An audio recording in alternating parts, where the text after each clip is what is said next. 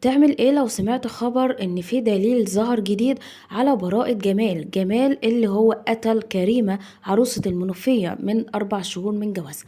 بعد 4 شهور من جوازها تعمل ايه لو سمعت ان هو بريء؟ تعمل ايه لو عرفت ان ام المتهم هي فعلا اللي طلعت صح وان جمال هو اللي وحش؟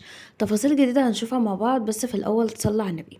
طبعا ريهام سعيد لسه منزله لنا حلقه النهارده عن تسجيل جديد مع ام المتهم، وام المتهم كانت منهارة جدا وعمالة بتعيط.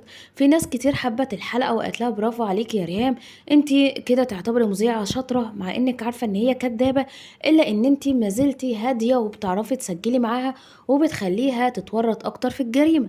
وفي ناس عمالين يقولوا لها انتي بتعملي ايه، انتي عارفة ان هي كدابة وان هي بتفضل في الكذب، فانت عايزة شو وخلاص. ايه اللي حصل خلى الدنيا تتقلب على ريهام سعيد بعد نزول الحلقة بتاعتها بوقت قليل جدا؟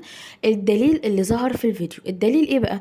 الست بتقول ان هي كانت بتحب كريمة جدا وان هي كانت اغلى واعز واحدة عندها، والدليل ان هي ما كانتش بتنزلها السوق، وان ابنها مظلوم ومصر ربنا هيثبت براءته، وان هي قد ايه زعلانة على وفاته. يعني الدليل هنا على براءة ابنها ان هي كانت بتحبها وما بتنزلهاش السوق. ليه؟ لانها ما كانتش بتعرف تنقي الخضار، وكانت بتنقي الحاجة النظيفة والغالية، وهم علشان ناس على قد حالها كانوا بينقوا الحاجة الرخيصة المستوية المفعصة. طيب ايه اللي حصل؟ اللي حصل ان هي بتقول ان انا ابني مظلوم، انا مش مصدقة لحد دلوقتي اللي حصل. الفكرة انا عايزة افهم سؤال، هي الست دي قاعدة في عالم موازي؟ يعني ابنك اعترف باللي عمله، ابنك مثل الجريمة، ابنك اتحكم عليه بالإعدام، فعلا الحكم لسه ما تنفذش، بس الورق خلاص اترحل لفضيلة المفتي. يعني كلها شوية وقت وشوية أيام وهنشوفه متشعلق في حبل المشنقة، وإن ربنا جاب حق البنت وأهل البنت وبرد نارهم، إن انتوا بنتكم بقالها 4 شهور متجوزة، ولا فرحتوا بجوازها، ولا فرحتوا حتى بعزالها اللي انتوا لسه كنتوا بتسددوا في قسطه، ولا حتى فرحتوا بحملها ولا أي حاجة من دي. فربنا هيجيب لها حقها فعلا، بيمهل ولا يهمل.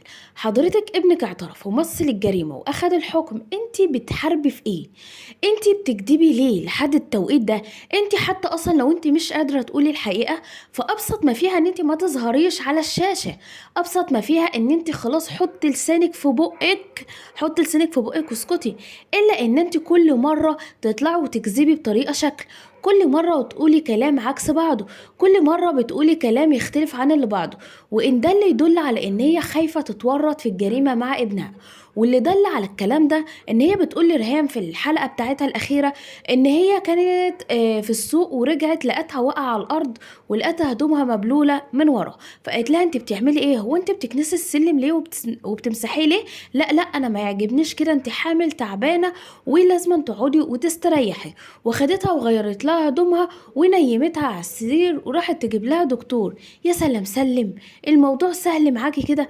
انت بتكذبي في ايه لحد التوقيت ده؟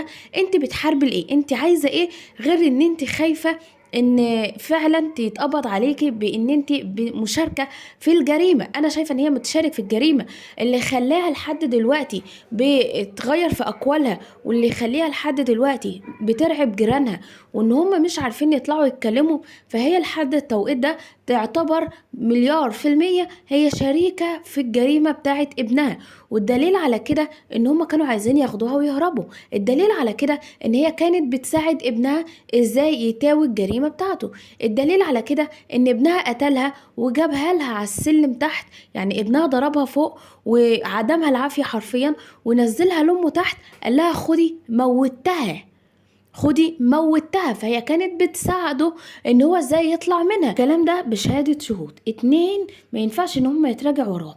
المحامي اللي ماسك قضية كريمة، الله يرحمه ويرحمنا جميعا ويصبر اهلها، وكمان الدكتور اللي راح لهم لحد البيت رغم تعبه الشديد، راح لهم لحد البيت وهو اللي شاف الجريمة ديت، وهو اللي قال لهم ان هي متوفية وان هم كانوا ماسكين فيه عشان يكتب اي تقرير طبي وخلاص. وده اللي انا قلته في فيديو امبارح. وصلنا نهاية الفيديو، اشوفكم في فيديو جديد، في امان الله، مع السلامة.